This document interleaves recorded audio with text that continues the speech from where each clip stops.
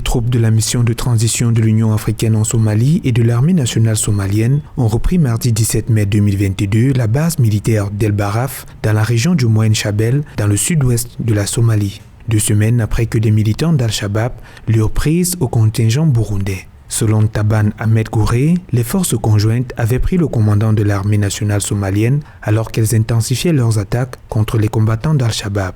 Bien qu'il ait été repoussé de Mogadiscio, le groupe rebelle organise toujours les attaques de type guérilla et des attentats à la bombe pour chasser les troupes de la mission de l'UA en Somalie.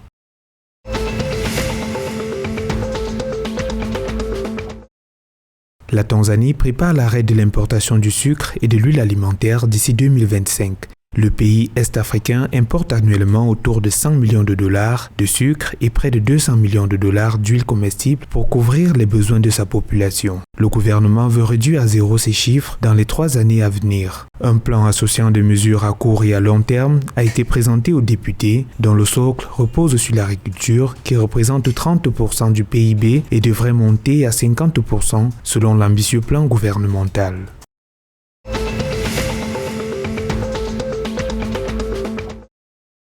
Le Rwanda a enregistré une moisson record de 3,7 milliards de dollars en 2021, soit une hausse d'environ 185% selon les derniers chiffres de la Rwanda Development Board publiés mardi 5 avril 2022.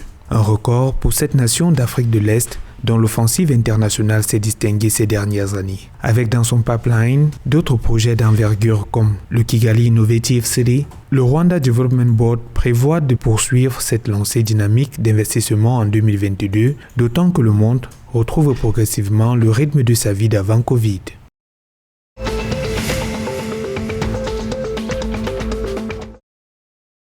Anna Kabal Duba a remporté le prix de la meilleure infirmière du monde. L'infirmière kenyane, engagée de longue date dans la lutte contre les mariages précoces et les mutilations génitales féminines, a remporté un chèque de 250 000 dollars lors de la cérémonie de la réception du Guardian Global Nursing Award, une récompense qu'elle compte utiliser pour développer son école et renforcer ses actions de prévention. Une victoire pour le Kenya, pour l'Afrique et pour les filles des villages, a déclaré l'infirmière.